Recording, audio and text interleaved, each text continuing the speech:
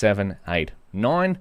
And then if we index on X for the 9th element, we get 91. Beautiful. Now, these two are useful for if, yes, you wanted to find the minimum of a tensor, you can just use min. But if sometimes you don't want the actual minimum value, you just want to know where it appears.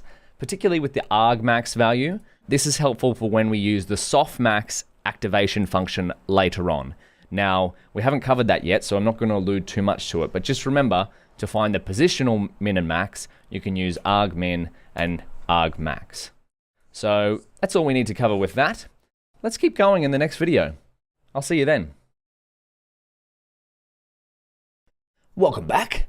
So we've covered a fair bit of ground, and just to let you know, I took a little break after going through all of these, and I'd just like to show you how I get back to where I'm at, because if we tried to just write X here and press Shift and Enter, because our Colab was disconnected, it's now connecting, because as soon as you press any button in Colab, it's going to reconnect. It's going to try to connect, initialize, and then X is probably not going to be stored in memory anymore. So there we go, name X is not defined. That's because the Colab state gets reset if you take a break for a couple of hours. This is to ensure Google can keep providing resources for free, and it deletes everything to ensure that there's no compute resources that are being wasted. So to get back to here, I'm just going to go restart and run all. You don't necessarily have to restart the notebook. You could also go, do we have run all? Yeah, we could do run before, that'll run every cell before this. We could run after, we could run the selection, which is this cell here. I'm going to click run all, which is just going to go through every single cell that we've coded above and run them all. However, it will also stop at the errors where I've left in on purpose. So remember when we ran into a shape error? Well, because this error, we didn't fix it, I left it there on purpose so that we could keep seeing a shape error. It's going to stop at this cell. So we're going to have to run every cell after the error cell. So see how it's going to run these now? They run fine, and then we get right back to where we were, which was X. So that's just a little tidbit of how I get back into coding. Let's now cover reshaping, stacking, squeezing, and unsqueezing. You might be thinking, squeezing and unsqueezing? What are you talking about, Daniel? Well, it's all to do with tensors. And you're like, are we going to squeeze our tensors, give them a hug? Are we going to let them go by unsqueezing them? Well, let's quickly define what these are. So reshaping, as we saw before, one of the most common errors in machine learning and deep learning is shape mismatches with matrices because they have to satisfy certain rules. So reshape reshapes an input tensor to a defined shape. Now, we're just defining these things in words right now, but we're going to see it in code in just a minute. There's also view, which is return a view of an input tensor of certain shape, but keep the same memory as the original tensor. So we'll see what view is in a second. Reshaping and view are quite similar, but a view always shares the same memory as the original tensor. It just shows you the same tensor, but from a different perspective, a different shape. And then we have stacking, which is combine multiple tensors on top of each other. This is a V stack for vertical stack, or side by side. H stack. Let's see what different types of torch stacks there are. Again, this is how I research different things. If I wanted to learn something new, I would search torch something, stack, concatenate a sequence of tensors along a new dimension. Okay, so maybe not H stack or V stack, we can just define what dimension we'd like to combine them on. I wonder if there is a torch V stack. Torch V stack, oh, there is. And is there a torch H stack for horizontal stack? There is a H stack, beautiful. So we'll focus on just the plain stack. If you want to have a look at V stack, it'll be quite similar to what we're going to do with stack, and same with H stack. Again, this is just words for now. We're going to see the code in a minute. So there's also squeeze, which removes all one dimensions. I'm going to put one in code. Dimensions from a tensor. We'll see what that looks like. And then there's unsqueeze, which adds a one dimension to a target tensor. And then finally, there's permute, which is return a view of the input with dimensions permuted, so swapped, in a certain way. So a fair few methods here, but essentially the crust of all of these, the main point of all of these is to manipulate our tensors in some way to change their shape or change their dimension. Because again, one of the number one issues in machine learning and deep learning is tensor shape issues. So let's start off by creating a tensor and have a look at each of these. Let's create a tensor, and then we're going to just import torch. We don't have to, but this will just enable us to run the notebook directly from this cell if we wanted to, instead of having to run everything above here. So let's create another X, torch.aRange, because range is deprecated. I'm just going to add a few code cells here so that I can scroll, and that's in the middle of the screen there. Beautiful. So let's just make it between 1 and 10, nice and simple, and then let's have a look at X and X.shape. What does this give us? Okay, beautiful. So we've got the numbers from 1 to 9. Our tensor is of shape torch size 9. Let's start with reshape. So how about we add an extra dimension? So then we have X reshaped equals X.reshape. Now, a key thing to keep in mind about the reshape is that the dimensions have to be compatible with the original dimensions. So if we're going to change the shape of our original tensor with a reshape, and we try to change it into the shape 1, 7, does that work with the number 9? Well, let's find out, hey? Let's check out X reshaped, and then we'll look at X reshaped.shape. What's this going to do? Oh, why do we get an error there? Well, it's telling us here, this is what PyTorch is actually really good at, is giving us errors for what's going wrong. We have 1, 7 is invalid for input size of 9. Well, why is that? Well, we're trying to squeeze 9 elements into a tensor of 1 times 7 into 7 elements. But if we change this to 9, what do we get? Ah, so do you notice what just happened here? We just added a single dimension. See the single square bracket with the extra shape here? What if we wanted to add 2? Can we do that? No, we can't. Why is that? Well, because 2, 9 is invalid for input size 9, because 2 times 9 is what? 18. So we're trying to double the amount of elements without having double the amount of elements. So if we change this back to 1, what happens if we change these around? 9, 1. What does this do? Oh, a little bit different there. So now instead of adding 1 on the first dimension or the 0th dimension, because Python is 0 indexed, we added it on the first dimension, which is giving us a square bracket here. If we go back, so we add it to the outside here because we've put the 1 there. And then if we wanted to add it on the inside, we put the 1 on the outside there. So then we've got the torch size 9, 1. Now let's try change the view. Change the view. So just to reiterate, the reshape has to be compatible with the original size. So how about we change this to 1 to 10? So we have a size of 10, and then we can go 5, 2. What happens there? Oh, it's compatible because 5 times 2 equals 10. And then what's another way we could do this? How about we make it up to 12? So we've got 12 elements, and then we can go 3, 4. My code cell's taking a little while to run here. Then we'll go back to 9, just so we've got the original there. Oops, they're going to be incompatible. Oh, so this is another thing. This is good. We're getting some errors on the fly here. Sometimes you'll get save failed with Google Colab and automatic saving failed.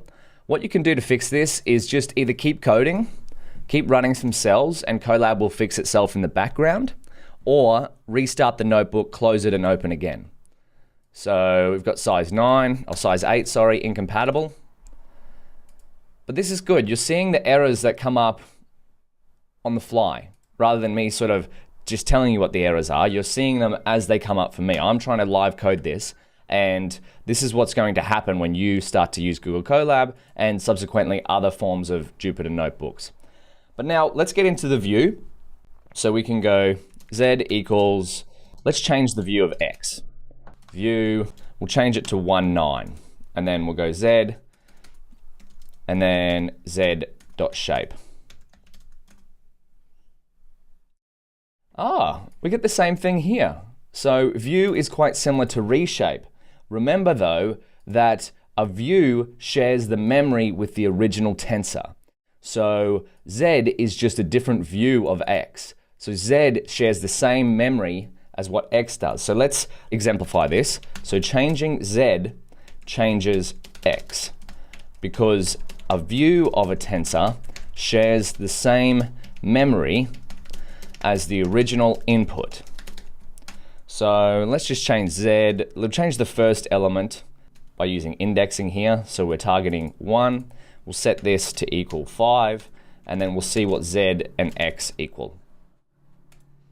Yeah, so see, we've got z, the first one here. We changed the first element, the 0th element, to 5. And the same thing happens with x. We changed the first element of z. So because z is a view of x, the first element of x changes as well. But let's keep going. How about we stack some tensors on top of each other? And we'll see what the stack function does in Torch. So stack tensors on top of each other. And I'll just see if I press Command S to save, maybe we'll get this fixed. Or maybe it just will fix itself. Oh, notebook is saved. Unless you've made some extensive changes that you're worried about losing, you could just download this notebook, so file, download, and upload it to Colab. But usually if you click yes, it sort of resolves itself. Yeah, there we go, all changes saved. So that's beautiful, troubleshooting on the fly, I like that. So x stacked, let's stack some tensors together, equals torch stack. Let's go x, x, x, because if we look at what the doc string of stack is, will we get this in Colab, or we just go to the documentations? Yeah. So list, it takes a list of tensors and concatenates a sequence of tensors along a new dimension, and we define the dimension. The dimension by default is 0. That's a little bit hard to read for me. So tensors dim equals 0. If we come into here, the default dimension is 0. Let's see what happens when we play around with the dimension here. So we've got 4 x's, and the first one, we'll just do it by default, x stacked. Okay, wonderful. So they're stacked vertically. Let's see what happens if we change this to 1. They're rearranged a little and stacked like that. What happens if we change it to 2? Does it have a dimension 2? Oh, we can't do that. Well, that's because the original shape of x is incompatible with using dimension 2. So the only real way to get used to what happens here by stacking them on top of each other is to play around with the different values for the dimension. So dim 0, dim 1, they look a little bit different there. Now they're on top of each other. And so the first 0th index is now the 0th tensor, and then same with 2 being there, 3, and so on, but we'll leave it at the default. And there's also VStack and HStack. I'll leave that to you to practice those. But I think from memory, VStack is using dimension equals 0, or HStack is like using dimension equals 1. I may have those back to front. You can correct me if I'm wrong there. Now, let's move on. We're going to now have a look at squeeze and unsqueeze. So actually, I'm going to get you to practice this. So see if you can look up torch squeeze and torch unsqueeze and see if you can try them out. We've created a tensor here. We've used reshape and view, and we've used stack. The usage of squeeze and unsqueeze is quite similar. So give that a go, and to prevent this video from getting too long, we'll do them together in the next video. Welcome back. In the last video, I issued the challenge of trying out torch.squeeze, which removes all single dimensions from a target tensor. And how would you try that out? Well, here's what I would have done.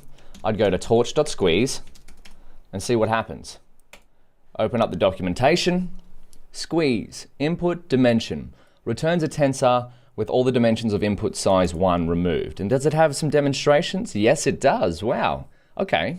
So you could copy this in straight into a notebook, copy it here. But what I'd actually encourage you to do quite often is, if you're looking up a new torch method you haven't used, code all of the example by hand, and then just practice what the inputs and outputs look like. So X is the input here. Check the size of X. Squeeze X. Well, set the squeeze of X to Y. Check the size of Y. So let's replicate something similar to this. We'll go into here. We'll look at X reshaped, and we'll remind ourselves of X reshaped.shape. And then how about we see what X reshaped.squeeze looks like? Okay. What happened here? Well, we started with 2 square brackets, and we started with a shape of 1, 9, and removes all single dimensions from a target tensor. And now if we call the squeeze method on X reshaped, we only have 1 square bracket here. So what do you think the shape of X reshaped.squeeze is going to be? We'll check the shape here. It's just 9. So that's the squeeze method. Removes all single dimensions. If we had 1, 1, 9, it would remove all of the 1s. So it would just end up being 9 as well. Now let's write some print statements so we can have a little pretty output. So previous tensor. This is what I like to do. This is a form of visualize, visualize, visualize. If I'm trying to get my head around something, I print out each successive change to see what's happening. That way, I can go, oh, okay, so that's what it was there, and then I called that line of code there. Yes, it's a bit tedious, but you do this half a dozen times, a fair few times. I mean, I still do it a lot of the time, even though I've written thousands of lines of machine learning code. But it starts to become instinct after a while. You start to go, oh, okay, I've got a dimension mismatch on my tensors, so I need to squeeze them before I put them into a certain function. For a little while, but with practice, just like riding a bike, right? That trite saying, it's like when you first start, you're all wobbly all over the place, having to look up the documentation. Not that there's much documentation for riding a bike, you just kind of keep trying it. But that's the style of coding I'd like you to adopt, is to just try it first. Then if you're stuck, go to the documentation, look something up, print it out like this, what we're doing, quite cumbersome, but this is going to give us a good explanation for what's happening. Here's our previous tensor, X reshaped, and then if we look at the shape of X reshaped, it's 1, 9. And then if we call the squeeze method, which removes all single dimensions from a target tensor, we have the new tensor, which has 1 square bracket removed, and the new shape is all single dimensions removed. So it's still the original values, but just a different dimension. Now let's do the same as what we've done here with unsqueeze. So we've given our tensors a hug and squeezed out all the single dimensions of them. Now we're going to unsqueeze them. We're going to take a step back and let them grow a bit. So torch unsqueeze adds a single dimension to a target tensor at a specific dimension. Now that's another thing to note in PyTorch. Whenever it says dim, that's dimension, as in this is the 0th dimension, 1st dimension, and if there was more here, we'd go 2, 3, 4, 5, 6, etc. Because why? Tensors can have unlimited dimensions.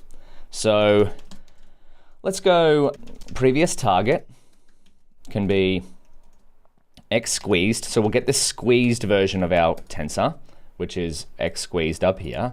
And then we'll go print the previous shape is going to be X squeezed dot shape. And then we're going to add an extra dimension with unsqueeze. Then we go X unsqueezed equals X squeezed, so our tensor before that we removed the single dimension, and we're going to put in unsqueeze dim. We'll do it on the 0th dimension, and I want you to have a think about what this is going to output even before we run the code. Just think about, because we've added an extra dimension on the 0th dimension, what's the new shape of the unsqueezed tensor going to be? So we're going to go X unsqueezed, and then we're going to go print. We'll get our new tensor shape, which is going to be X unsqueezed.shape. All right, let's have a look. There we go. So there's our previous tensor, which is the squeezed version, just as a single dimension here. And then we have our new tensor, which with the unsqueeze method on dimension 0, we've added a square bracket on the 0th dimension, which is this one here. Now, what do you think is going to happen if I change this to 1? Where's the single dimension going to be added? Let's have a look. So instead of adding the single dimension on the 0th dimension, we've added it on the first dimension here. It's quite confusing because Python is 0th index, so I kind of want to, my brain's telling me to say first, but it's really the 0th index here, or the 0th dimension. Now let's change this back to 0, but that's just another way of exploring things. Every time there's like a parameter that we have here, dim equals something like that, could be shape, could be size, whatever, try changing the values. That's what I'd encourage you to do. And even write some print code like we've done here. Now, there's one more we want to try out, and that's permute. So torch.permute rearranges the dimensions of a target tensor in a specified order. So if we wanted to check out, let's get rid of some of these extra tabs. Torch.permute, let's have a look. This one took me a little bit of practice to get used to. Because again, working with 0th dimensions, even though it seems like the first one. So returns a view. Okay, so we know that a view shares the memory of the original input tensor with its dimensions permuted. So permuted for me, I didn't really know what that word meant. I just have mapped in my own memory that permute means rearrange dimensions. So the example here is we start with a random tensor, we check the size, and then we'd have torch permute. We're going to swap the order of the dimensions. So the second dimension is first, the 0th dimension is in the middle, and the first dimension is here. So these are dimension values. So if we have torch rand n 235, 201 has changed this one to be over here, and then 01 is 23, and now 23 there. So let's try something similar to this. So one of the common places you'll be using permute, or you might see permute being used, is with images. So there's a specific data format we've kind of seen a little bit before, not too much. Original equals torch.rand, size equals, so an image tensor, we could go height, width, color channels on the end. So I'll just write this down. So this is height, width, color channels. Remember, much of, and I'm going to spell color Australian style, much of deep learning is turning your data into numerical representations. And this is quite common numerical representation of image data. You have a tensor dimension for the height, a tensor dimension for the width, and a tensor dimension for the color channels, which is red, green, and blue, because a certain number of red, green, and blue creates almost any color. Now, if we wanted to permute this, so permute the original tensor to rearrange the axis or dimension. Axis or dimension are kind of used in the same light for tensors, or dim order. So let's switch the color channels to be the first or the 0th dimension. So instead of height, width, color channels, it'll be color channels, height, width. How would we do that with permute? Let's give it a shot. X permuted equals X original dot permute, and we're going to take the second dimension because this takes a series of dims here. So the second dimension is color channels. Remember 0, 1, 2. So 2, we want 2 first, then we want the height, which is a 0, and then we want the width, which is 1. And now let's do this. Shifts axis 0 to 1, 1 to 2, and 2 to 0. So this is the order as well. This 2 maps to 0. This 0 maps to the first index. This 1 maps to this index. But that's enough talk about it. Let's see what it looks like. So print previous shape, x original dot shape, and then we go here, print new shape. This will be the permuted version. We want x permuted.shape. Let's see what this looks like.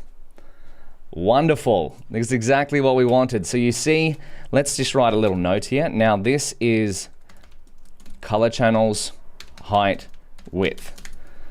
So the same data is going to be in both of these tensors, so x original, x permuted. It's just viewed from a different point of view, because remember, a permute is a view, and what did we discuss? A view shares the same memory as the original tensor.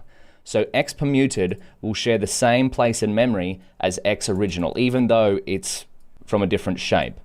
So a little challenge before we move on to the next video for you, or before you move on to the next video. Try change one of the values in x original. Have a look at x original and see if that same value, it could be, let's get one of this 0, 0, get all of the dimensions here, 0, see what that is. Or can we get a single value maybe?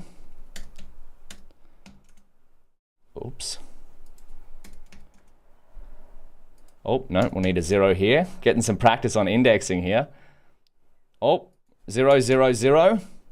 There we go. Okay, so maybe we set that to some value, whatever you choose, and see if that changes in x permuted. So give that a shot, and I'll see you in the next video. Welcome back.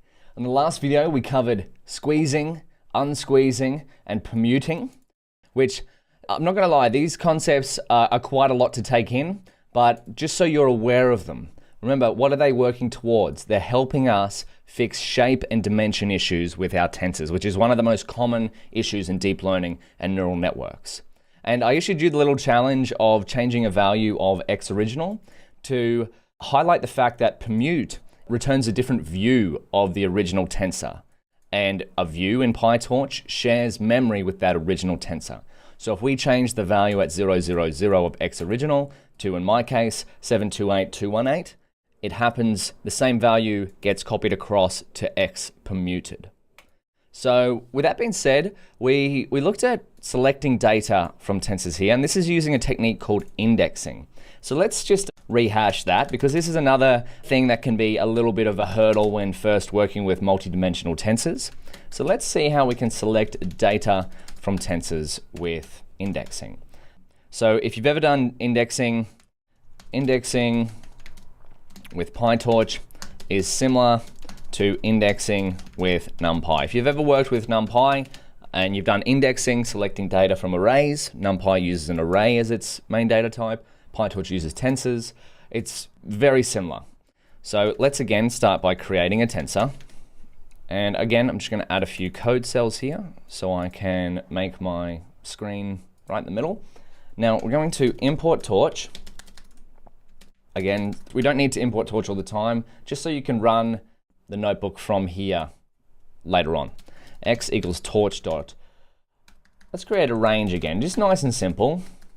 This is how I like to work out the fundamentals too, is just create a small range, reshape it, and the reshape has to be compatible with the original dimension. So we'll go 1, 3, 3. And why is this? Because torch a range is going to return us 9 values, because it's from the start here to the end -1. And then 1 times 3 times 3 is what? Is 9. So let's have a look. X dot shape. Beautiful. So we have 1, 2, 3, 4, 5, 6, 7, 8, 9 of size 1. So we have, this is the outer bracket here, which is going to contain all of this. And then we have 3, which is this one here. 1, 2, 3. And then we have 3, which is 1, 2, 3. Now let's work with this. Let's index on our new tensor. So let's see what happens when we get x0. This is going to index on the first bracket. So we get this one here. So we've indexed on the first dimension here, or the 0th dimension on this one here, which is why we get what's inside here. And then let's try again.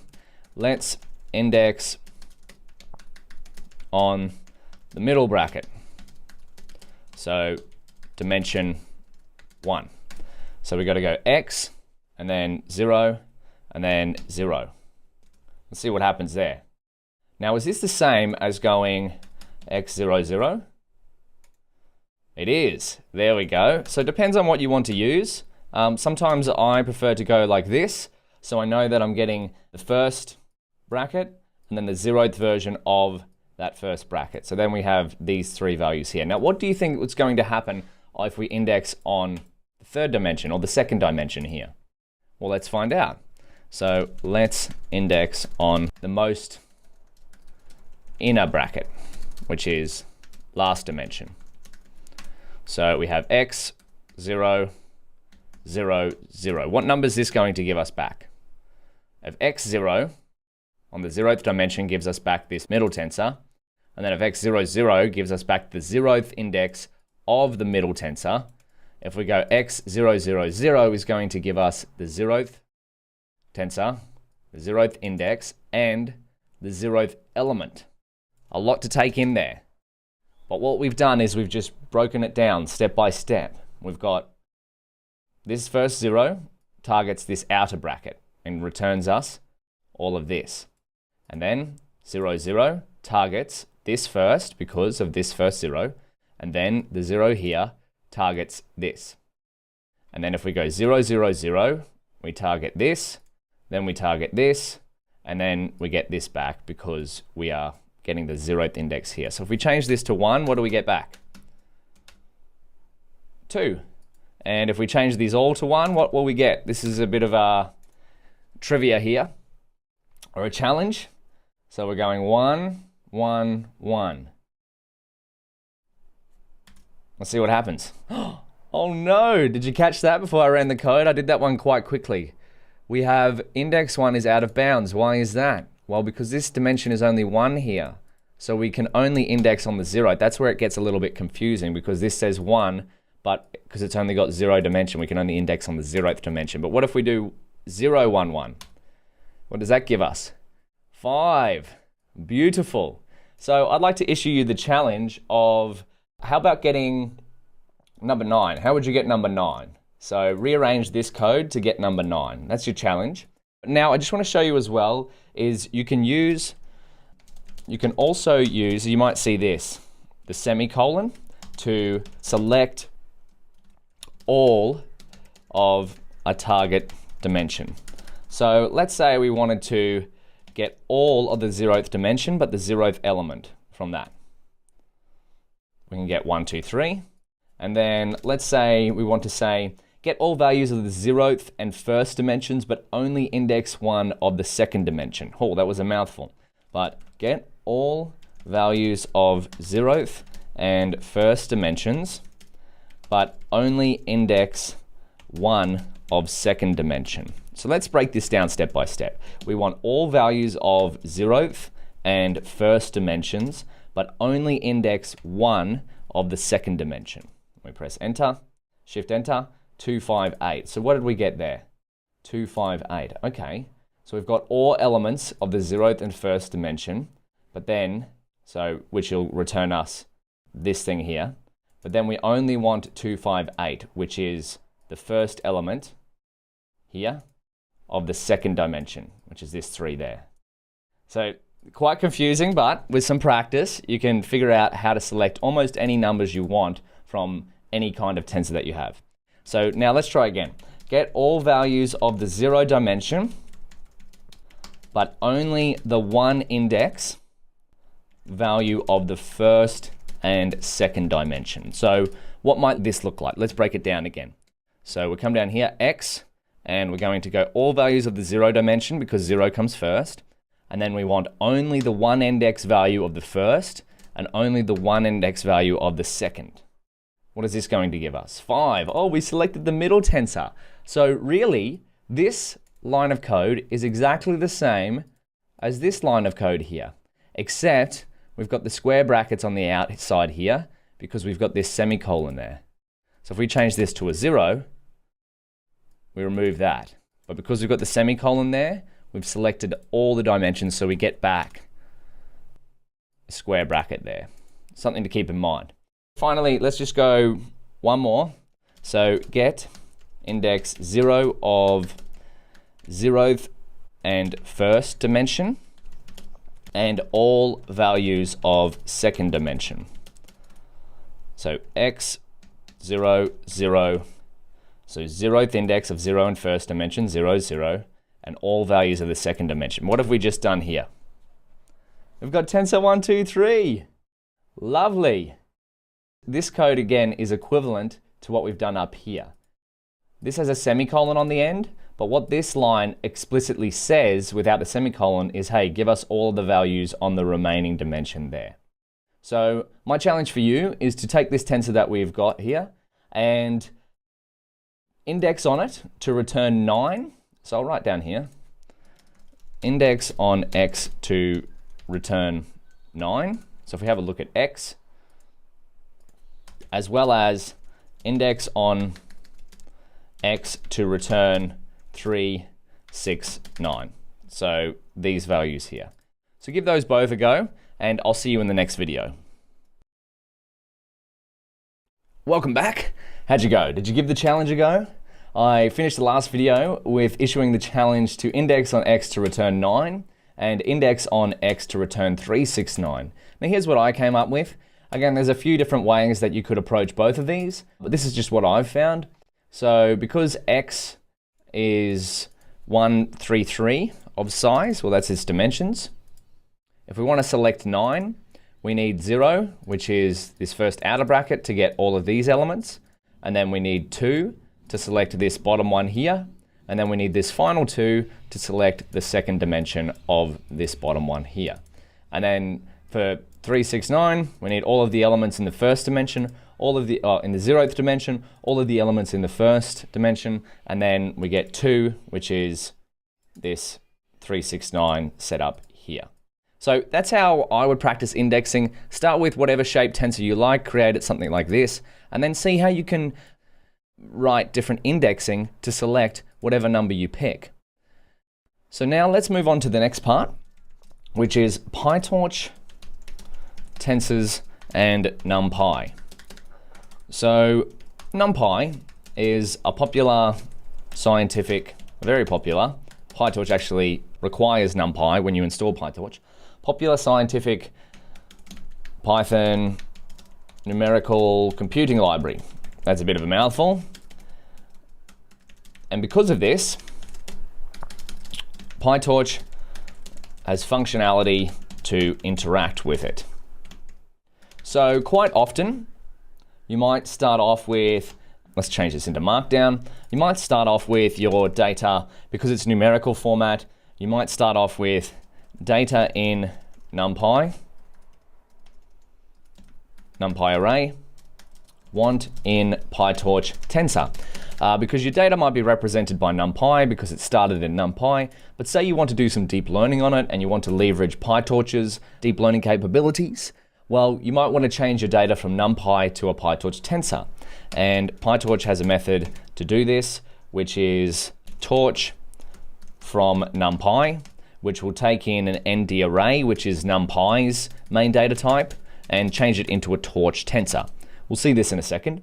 And then if you want to go from PyTorch tensor to NumPy because you want to use some sort of NumPy method, well, the method to do this is torch.tensor, and you can call .numpy on it. But this is all just talking about it in words. Let's see it in action. So NumPy array to tensor. Let's try this out first. So we'll import torch so we can run this cell on its own, and then import NumPy as NP, the common naming convention for NumPy. We're going to create an array in NumPy, and we're going to just put 1 to 8, a range. And then we're going to go tensor equals torch from NumPy, because we want to go from NumPy array to a torch tensor, so we use from NumPy, and then we pass in array. And then we have array and tensor. Wonderful.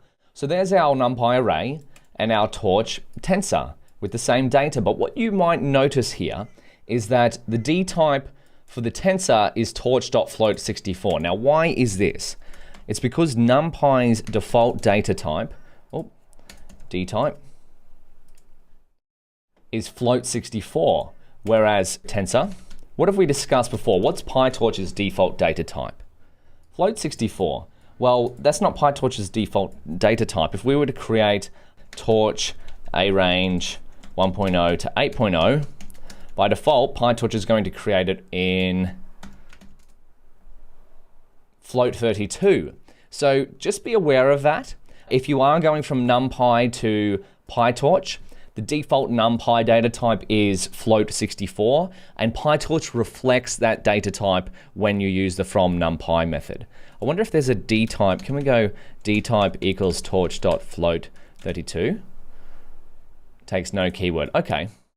But how could we change the data type here? Well, we could go type torch float32. Yeah, that will give us a tensor D type of float32 instead of float64. Beautiful. But I'll just keep that there so you know. Warning, when converting from NumPy, PyTorch, PyTorch reflects NumPy's default data type of float64 unless specified otherwise. Because what have we discussed? When you're trying to perform certain calculations, you might run into a data type issue. So you might need to convert the type from float64 to float32. Now, let's see what happens. What do you think will happen if we change the array? We change the value of an array. Well, let's find out. So, change the value of array. The question is, what will this do to tensor? Because we've used the from NumPy method, do you think if we change the array, the tensor will change? So let's try this. Array equals array plus 1. So we're just adding 1 to every value in the array. Now, what is the array and the tensor going to look like? Aha. So array, we only changed the first value there.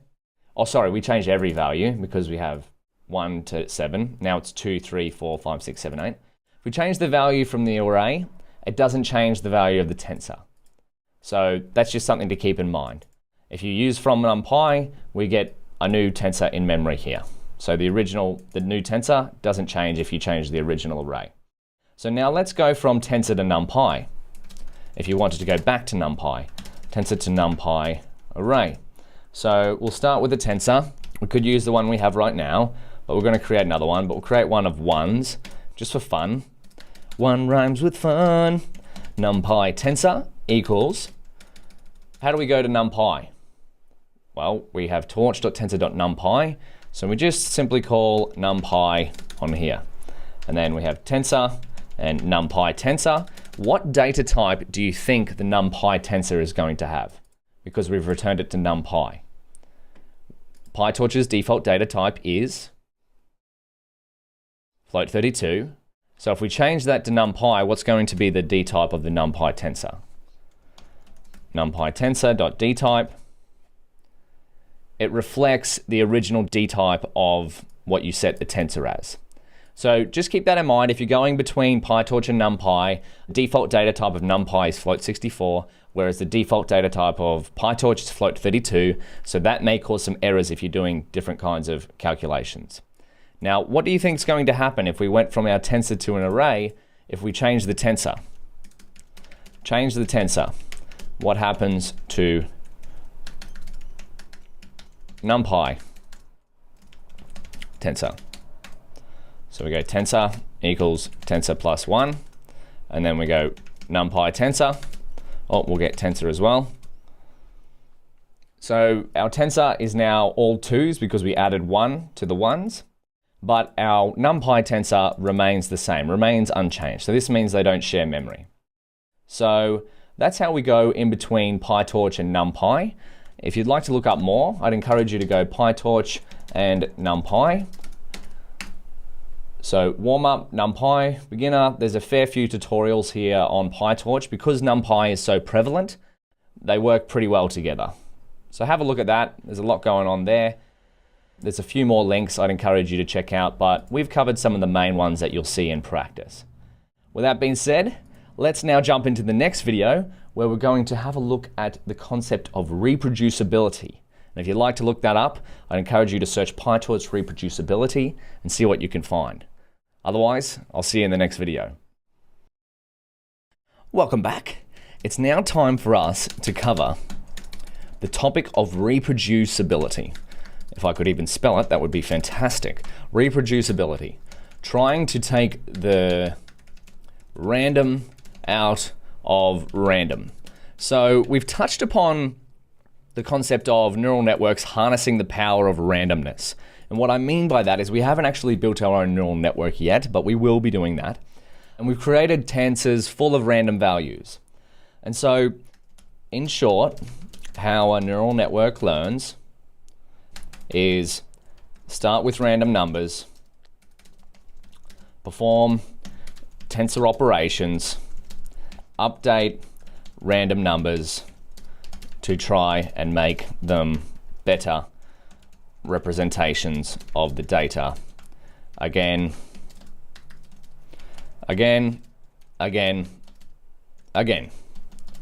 However, if you're trying to do reproducible experiments, sometimes you don't want so much randomness. And what I mean by this is if we were creating random tensors, from what we've seen so far is that every time we create a random tensor, let's create one here, torch.rand, and we'll create it of 3, 3. Every time we run this cell, it gives us new numbers.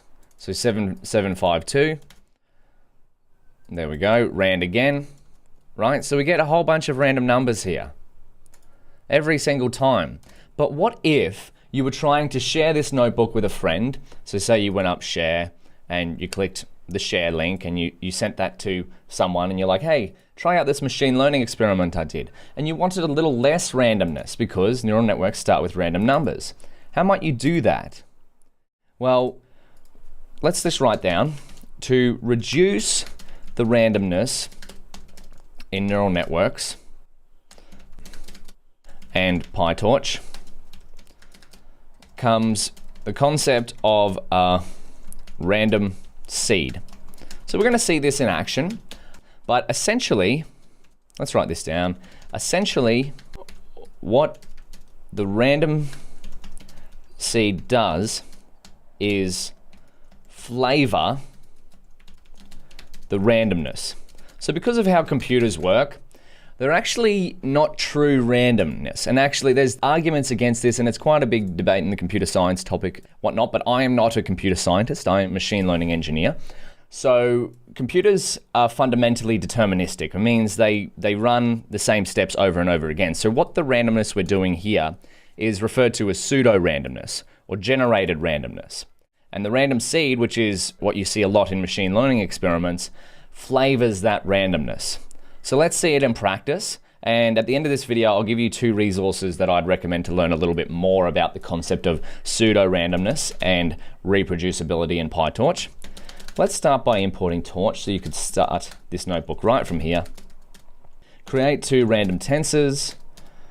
We'll just call this random tensor A equals torch.rand, and we'll go 3, 4, and we'll go random tensor B equals torch.rand, same size, 3, 4.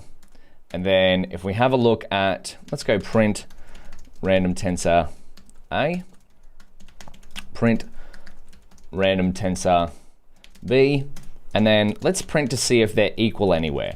Random tensor A equals random tensor B. Now what do you think this is going to do?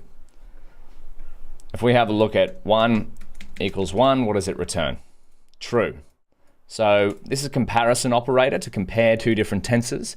We're creating 2 random tensors here. We're going to have a look at them. We'd expect them to be full of random values. Do you think any of the values in each of these random tensors is going to be equal to each other? Well, there is a chance that they are, but it's highly unlikely. I'll be quite surprised if they are. Oh, again, my connection might be a little bit... Oh, there we go. Beautiful. So we have tensor A, tensor of 3, 4, with random numbers. and we have tensor B of 3, 4 with random numbers. So if I was to share this notebook with my friend or my colleague or even you, if you ran this cell, you are going to get random numbers as well. And you have every chance of replicating one of these numbers, but again, it's highly unlikely.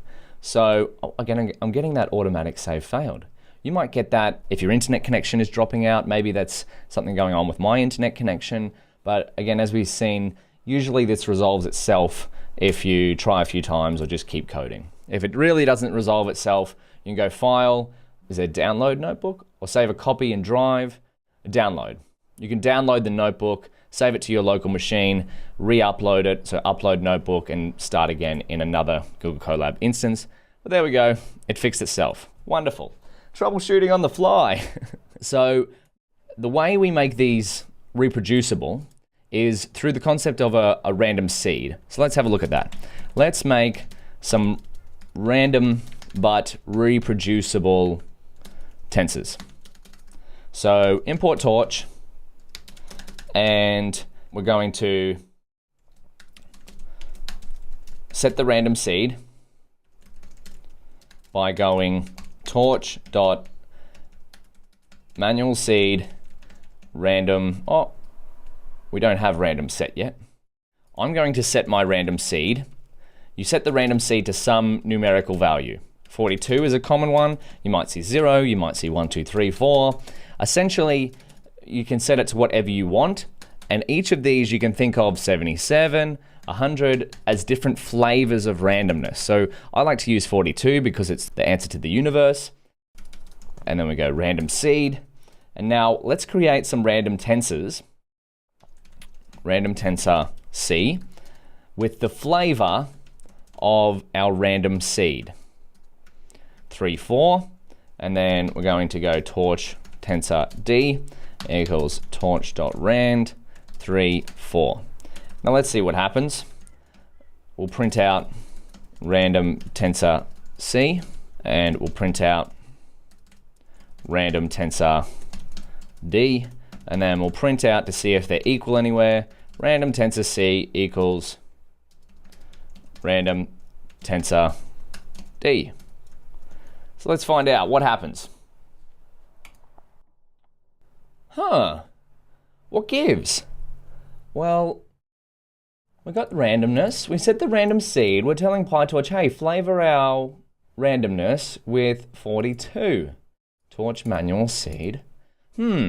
Let's try set the manual seed each time we call a random method. And we go there. Much better. So now we've got some flavored randomness. So a thing to keep in mind is that if you want to use the torch manual seed, generally it only works for one block of code if you're using a notebook. So that's just something to keep in mind. If you're creating random tensors one after the other using assignment like this, you should use torch.manual seed every time you want to call the rand method or some sort of randomness. However, if we're using other torch processes, usually what you might see is torch manual seed is set right at the start of a cell, and then a whole bunch of code is done down here. But because we're calling subsequent methods here, we have to reset the random seed. Otherwise, if we don't do this, we comment this line, it's going to flavor the randomness of torch random tensor C with torch manual seed, but then random tensor D is just going to have no flavor. It's not going to use a random seed. So we reset it there. Wonderful. So I wonder, does this have a seed method? Let's go torch.rand. Does this have seed? Sometimes they have a seed method. Seed, no it doesn't. Okay, that's all right. The more you learn, but there's the documentation for torch.rand. And I said that I was going to link at the end of this video. So the manual seed is a way to, or the random seed, but in Torch it's called a manual seed, is a way to flavor the randomness. So these numbers, as you see, are still quite random, but the random seed just makes them reproducible. So if I was to share this with you, if you were to run this block of code, ideally, you're going to get the same numerical output here. So with that being said, I'd like to refer to you to the PyTorch reproducibility document, because we've only quite scratched the surface of this, of reproducibility. We've covered one of the main ones, but this is a great document on how to go through reproducibility in PyTorch. So this is your extra curriculum for this. Even if you don't understand what's going on in a lot of the code here, just be aware of reproducibility because it's an important topic in machine learning and deep learning. So I'll put this here. Extra resources for reproducibility. As we go, PyTorch randomness. We'll change this into Markdown. And then finally, the concept of a random seed is Wikipedia random seed. So random seed's quite a universal concept, not just for PyTorch. There's a random seed in NumPy as well. So if you'd like to see what this means, yeah, initialize a pseudo-random number generator. So that's a big word, pseudo-random number generator. But if you'd like to learn about more random number generation computing and what a random seed does, I'd refer to you to check out this documentation here. Woo! Far out. We have covered a lot, but there's a couple more topics you should really be aware of to finish off the PyTorch fundamentals. You got this. I'll see you in the next video. Welcome back. Now, let's talk about the important concept of running tensors or PyTorch objects. So running tensors and PyTorch objects on GPUs and making faster computations. So we've discussed that GPUs, let me just scroll down a little bit here. GPUs equal faster computation on numbers. Thanks to CUDA plus NVIDIA hardware plus PyTorch working behind the scenes to make everything hunky-dory. Good. That's what hunky-dory means, by the way, if you've never heard that before. So let's have a look at how we do this. Now, we first need to talk about, let's go here, getting a GPU. There's a few different ways. We've seen one before. Number one, easiest, is to use what we're using right now. Use Google Colab for a free GPU. But there's also Google Colab Pro, and I think there might even be, let's look up Google Colab Pro. Choose the best that's right for you. I use Google Colab Pro because I use it almost every day. So yeah, I pay for Colab Pro. You can use Colab for free, which might be what you're using. There's also Colab Pro Plus, which has a lot more advantages as well. But Colab Pro is giving me faster GPUs, so access to faster GPUs, which means you spend less time waiting while your code is running, more memory, longer runtime, so it'll last a bit longer if you leave it running idle. And then Colab Pro, again, is a step up from that. I personally haven't had a need yet to use Google Colab Pro Plus. You can complete this whole course on the free tier as well. But as you start to code more, as you start to run bigger models, as you start to want to compute more, you might want to look into something like Google Colab Pro, or let's go here, options to upgrade as well. And then another way is use your own GPU. Now, this takes a little bit of setup and requires the investment of purchasing a GPU. There's lots of options. So one of my favorite posts for getting a GPU is, the best GPUs for deep learning in 2020, or something like this. What do we got? Deep learning. Tim Detmers. This is, which GPUs to get for deep learning. Now, I believe at the time of this video, I think it's been updated since this date, so don't take my word for it, but this is a fantastic blog post for figuring out what GPUs. See this post for what option to get. And then number 3 is use cloud computing. So such as GCP, which is Google Cloud Platform, AWS, which is Amazon Web Services, or Azure. These services, which is Azure is by Microsoft, allow you to rent computers on the cloud and access them. So the first option, using Google Colab, which is what we're using, is by far the easiest and free. So there's big advantages there. However, the downside is that you have to use our website here, Google Colab. You can't run it locally. You don't get the benefit of using cloud computing. But my personal workflow is I run basically all of my small scale experiments and things like learning new stuff in Google Colab. And then if I want to upgrade things, run bigger experiments, I have my own dedicated deep learning PC, which I have built with a big, powerful GPU. And then also I use cloud computing if necessary. So that's my workflow. Start with Google Colab, and then these two if I need to do some larger experiments. But because this is a beginner course, we can just stick with Google Colab for the time being, but I thought I'd make you aware of these other two options. And if you'd like to set up a GPU, so 4, 2, and 3, PyTorch plus GPU drivers, which is CUDA, takes a little bit of setting up. To do this, refer to PyTorch setup documentation. So if we go to pytorch.org, they have some great setup guides here. Get started. And we have start locally. This is if you want to run on your local machine, such as a Linux setup. This is what I have, Linux, CUDA 11.3. It's going to give you a conda install command to use conda. And then if you want to use cloud partners, which is Alibaba Cloud, Amazon Web Services, Google Cloud Platform, this is where you'll want to go. So I'll just link this in here. But for this course, we're going to be focusing on using Google Colab. So now let's see how we might get a GPU in Google Colab.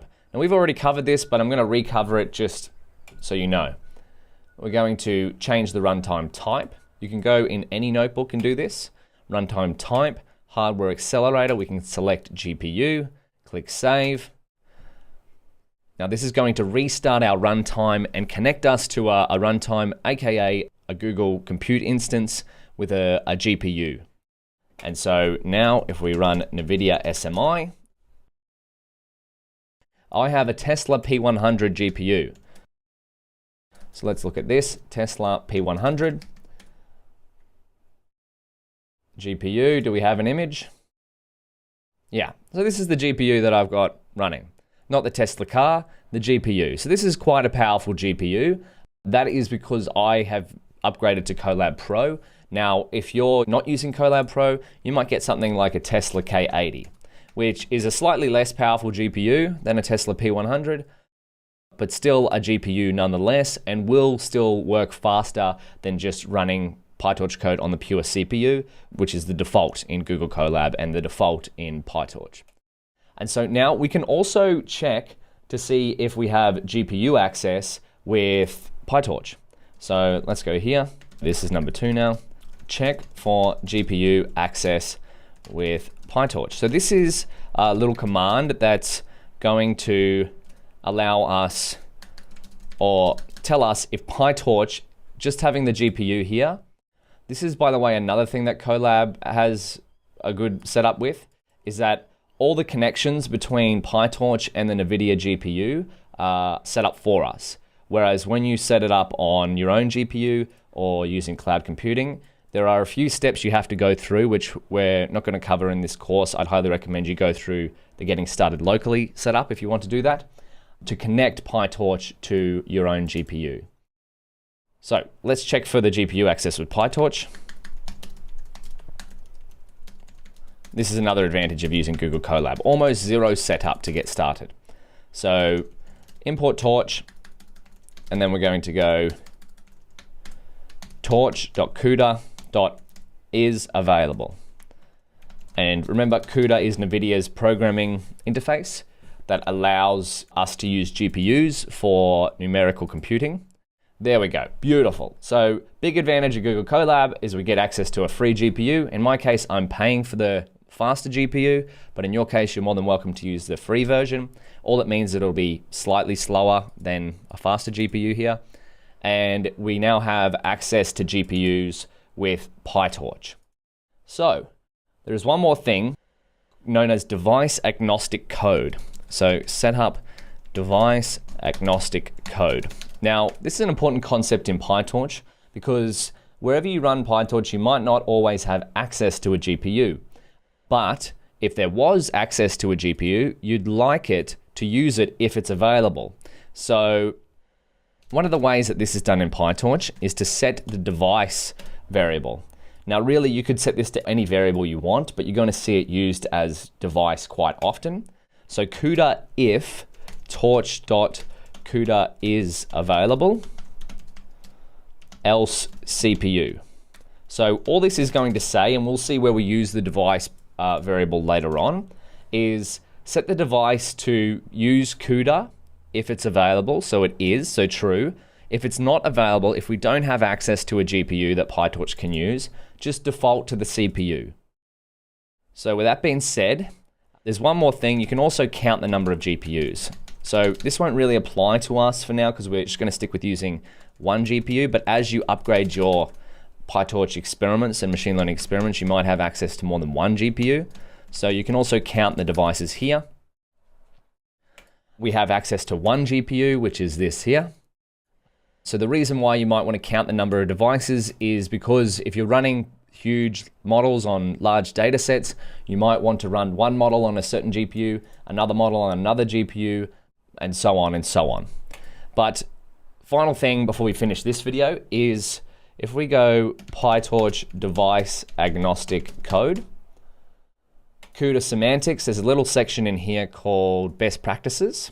This is basically what we just covered there, is setting the device argument. Now this is using the arg pass, but so yeah, there we go. args.device, torch.device CUDA, args.device, torch.device CPU. So this is one way to set it from the Python arguments when you're running scripts, but we're using the version of running it through a notebook. So check this out. I'll just link this here, device agnostic code. It's okay if you're not sure of what's going on here. We're going to cover it a little bit more later on throughout the course, but I'm going to write here. For PyTorch, since it's capable of running compute on the GPU or CPU, it's best practice to set up device agnostic code. E.g., run on GPU if available, else default to CPU. So check out the best practices for using CUDA, which is namely setting up device agnostic code. And let's in the next video see what I mean about setting our PyTorch tensors and objects to the target device. Welcome back. In the last video, we checked out a few different options for getting a GPU and then getting PyTorch to run on the GPU. And for now, we're using Google Colab, which is the easiest way to get set up because it gives us free access to a GPU, faster ones if you set up with Colab Pro, and it comes with PyTorch automatically set up to use the GPU if it's available. So now, let's see how we can actually use the GPU. So to do so, we'll look at putting tensors and models on the GPU. So the reason we want our tensors / models on the GPU is because using a GPU results in faster computations. And if we're getting our machine learning models to find patterns in numbers, GPUs are great at doing numerical calculations. And the numerical calculations we're going to be doing are tensor operations like we saw above. So the tensor operations, well, we've covered a lot. Somewhere here, tensor operations, there we go. Manipulating tensors, tensor operations. So if we can run these computations faster, we can discover patterns in our data faster, we can do more experiments, and we can work towards finding the best possible model for whatever problem that we're working on. So let's see. We'll create a tensor, as usual. Create a tensor. Now the default is on the CPU. So tensor equals torch.tensor, and we'll just make it a nice simple one. 1, 2, 3. And let's write here, tensor not on GPU. We'll print out tensor, and this is where we can use, we saw this parameter before, device, can we pass it in here? Device equals CPU. Let's see what this comes out with. There we go. So if we print it out, Tensor 123 is on the CPU. But even if we got rid of that device parameter, by default, it's going to be on the CPU. Wonderful. So now, PyTorch makes it quite easy to move things to, and I'm saying to for a reason, to the GPU, or to, even better, the target device. So if the GPU is available, we use CUDA. If it's not, it uses CPU. This is why we set up the device variable. So let's see. Move tensor to GPU. If available, tensor on GPU equals tensor.toDevice. Now let's have a look at this. Tensor on GPU. So this is going to shift the tensor that we created up here to the target device. Wonderful, look at that. So now our tensor 123 is on device CUDA 0. Now this is the index of the GPU that we're using. Because we only have one, it's going to be at index 0. So later on, when you start to do bigger experiments and work with multiple GPUs, you might have different tensors that are stored on different GPUs. But for now, we're just sticking with one GPU, keeping it nice and simple. And so you might have a case where you want to move, actually, the reason why we set up device agnostic code is, again, this code would work if we run this, regardless if we had, so it won't error out, but regardless if we had a GPU or not, this code will work. So whatever device we have access to, whether it's only a CPU or whether it's a GPU, this tensor will move to whatever target device. But since we have a GPU available, it goes there. You'll see this a lot. This to method moves tensors, and it can be also used for models. We're going to see that later on. So just keep to device in mind. And then you might want to, for some computations, such as using NumPy, NumPy only works with the CPU. So you might want to move tensors back to the CPU. Moving tensors back to the CPU. So can you guess how we might do that? It's okay if you don't know. We haven't covered a lot of things, but I'm going to challenge you anyway, because that's the fun part of thinking about something. So let's see how we can do it.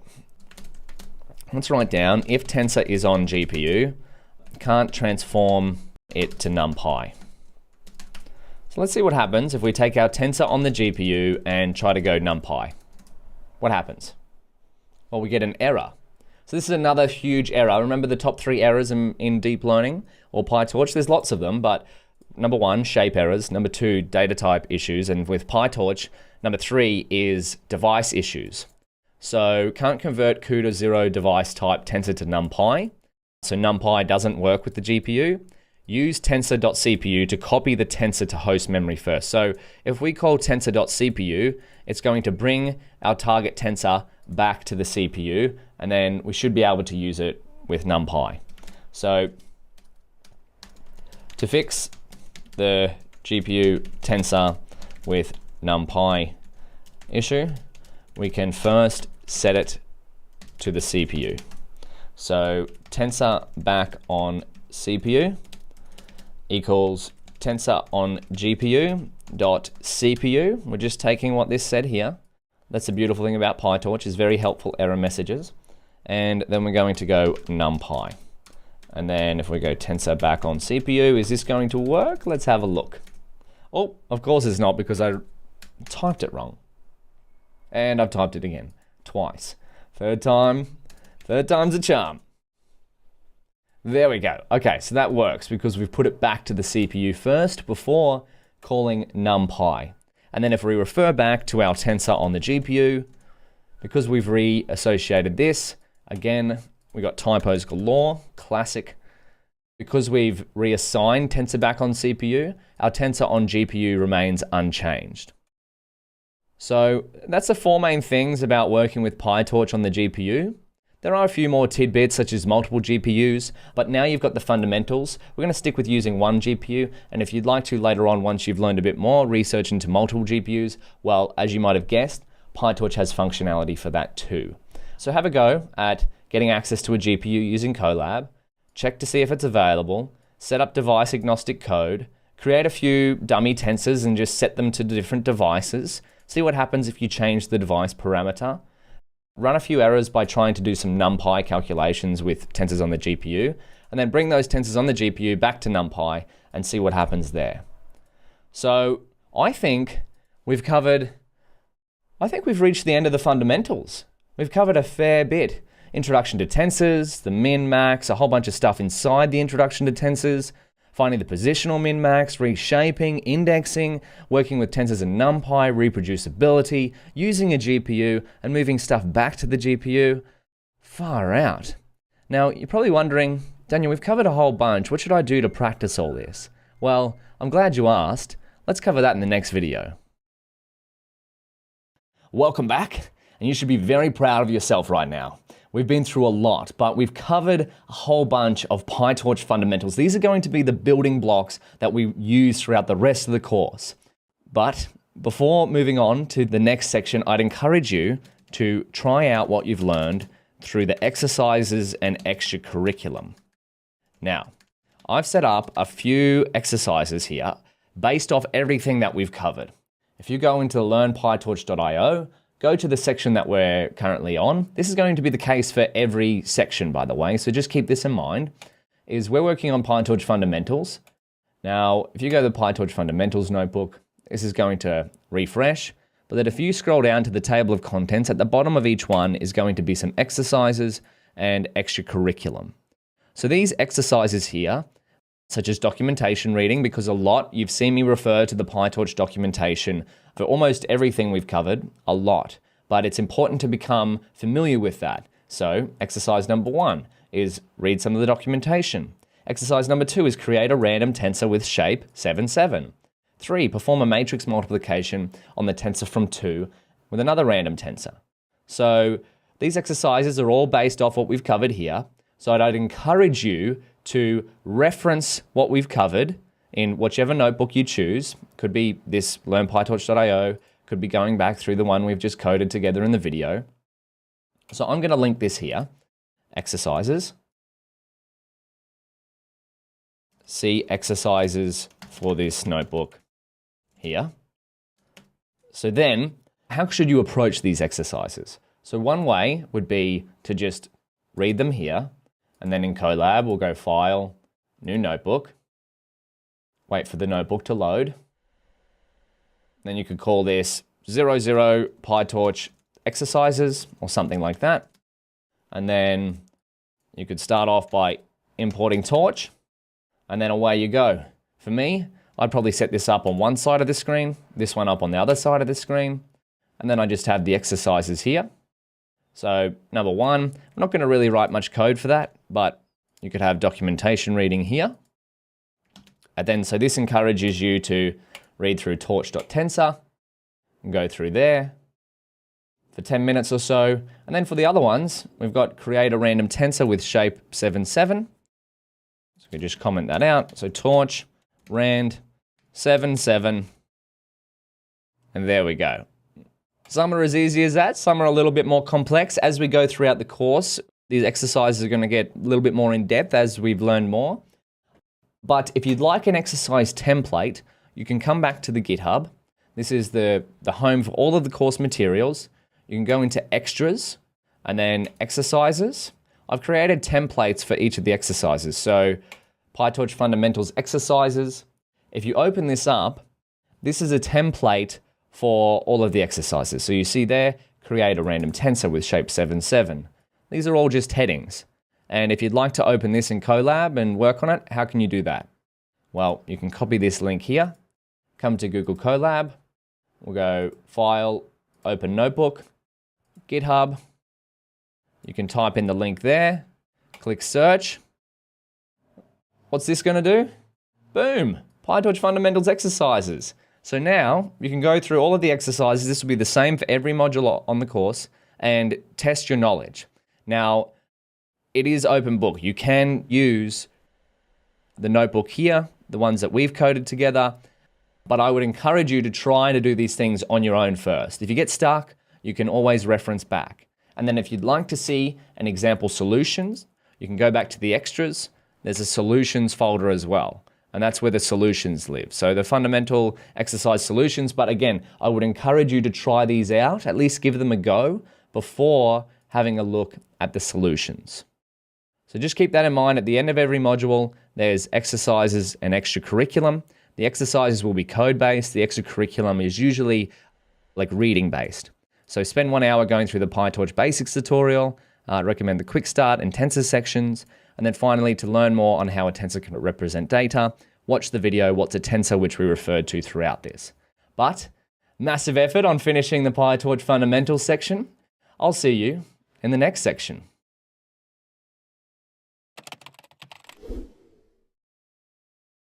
Friends, welcome back to the PyTorch workflow module. Now let's have a look at what we're going to get into. So this is a PyTorch workflow, and I say a, how cool was that animation? Because it's one of many.